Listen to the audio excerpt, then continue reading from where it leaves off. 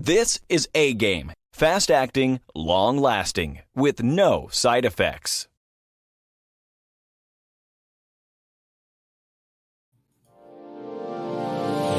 Hey, all my Crimsonites, and welcome to the Crimson Cure channel, where we embrace our femininity, increase our womanly value, and celebrate our brothers. So join me on our feminine journey to learn, heal, and grow.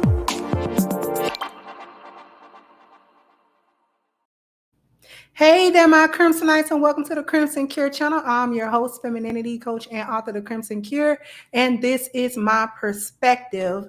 So, what we talking about? We are talking about two Black families at Disney World getting into the stupidest fight in the world. I'm going to read the article because there is an article, and then we're going to come back and we're going to really cook what's going on with this. So, what I want to do, let me share my screen really quickly. Okay, a video, which I'm not going to show because they like to do copyrights. Video shows a mass brawl between two families visiting Disney World after a queue dispute at Magic Kingdom. A fight broke out between two families. A fight broke out between two families at Disney World in Florida over a ride queuing dispute. Video shows at least a dozen men and women involved in a brawl at the park. The incident resulted in one man being taken to the hospital, two arrested. A mass brawl broke out at Disney World in Florida on Thursday over a ride queue dispute. We know that means line cutting, or in real ghetto vernacular, butting the line. A video posted on social media seen here shows a group of around a dozen people throwing punches and shouting while passers-by attempt to pull them apart. One man was taken to a hospital for a large cut on his chin. Others sustained lesser injuries, including cuts and bruises. The fight occurred between two families when a guest briefly left the line for Mickey's Filler Magic to get her phone from an electric scooter, per Walt Disney World News Today. When she returned, another family seen in the video with matching red shorts and white tees would not allow her to rejoin the front of the line and ended up pushing her. Now, according to Walt Disney World News, a member of the girl's family told them, "We don't appreciate you guys pushing my younger sister." One of the girl's family members told the news that when they exited the theater, the other family was waiting at the exit to confront them. The incident led to a shouting match between the two groups, which erupted into a full-fledged brawl. The fighting that involved men and women was eventually broken up and taken to the park's security office. A person involved in the fight told the news that their family had been banned from the park. "We got banned from Disney forever unless we contact the head," the alleged participant wrote. "Two people from the other party got arrested and the rest left. No one from our family was arrested yet, and they still have us here." Insiders unable to verify the claims independently.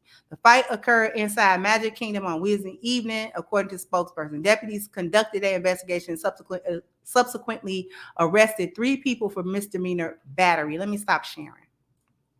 Now, unfortunately, I wasn't able to show the video, but we all know what the video shows. You know, they fighting, scrapping. You know how it goes.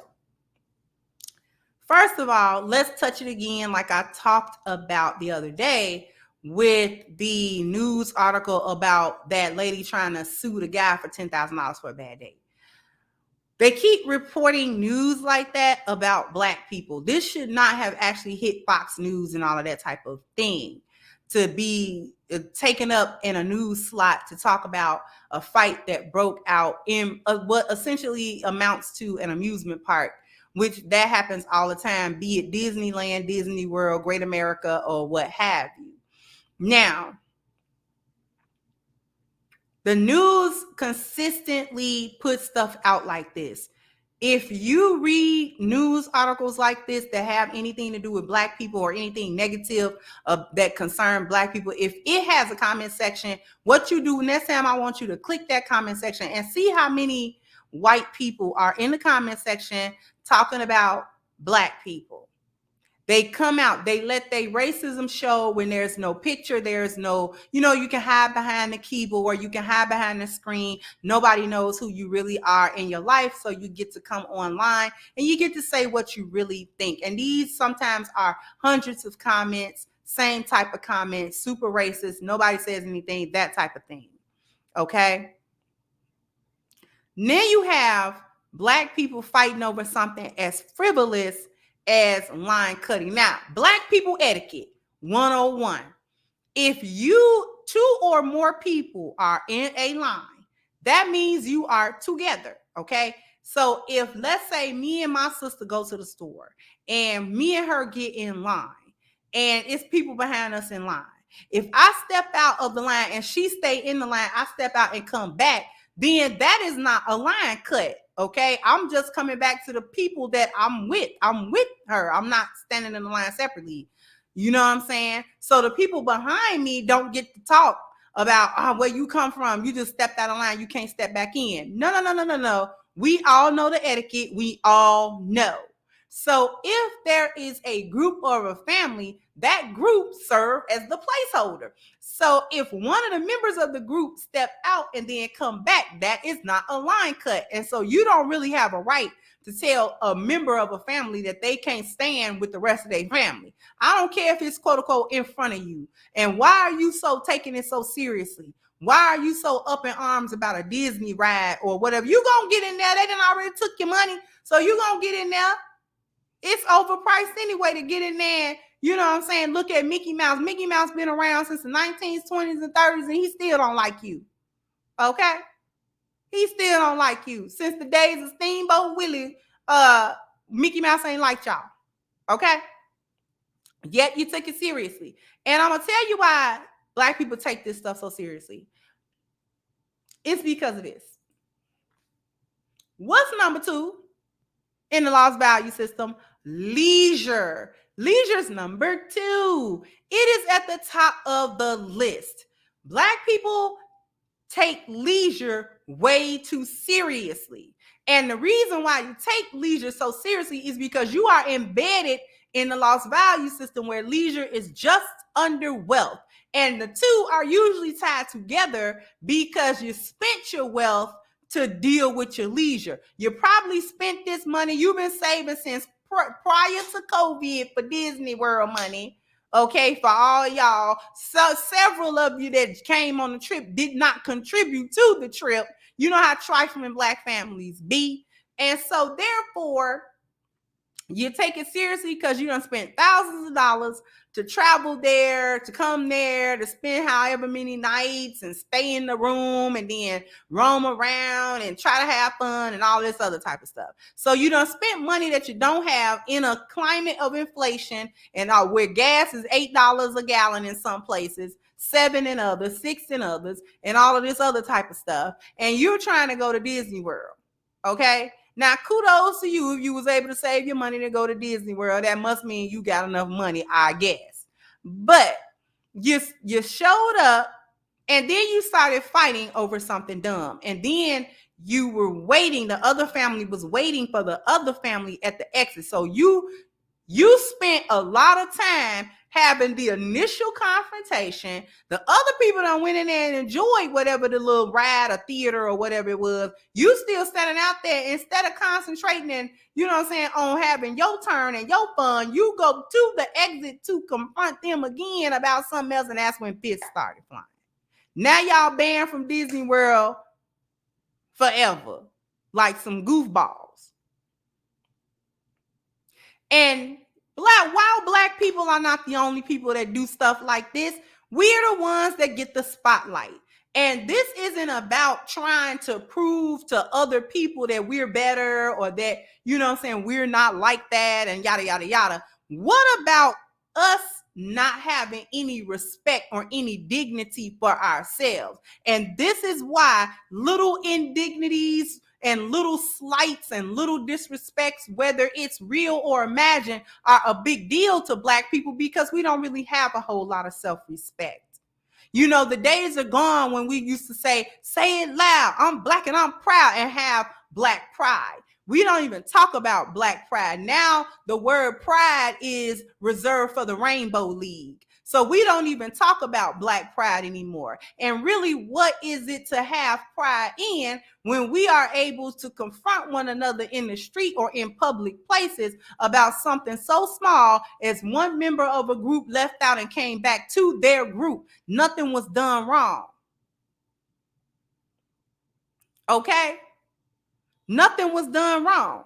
So we blow it up because we don't have any respect. We don't even have respect for one another. We talk about being on code, but what code are we really on?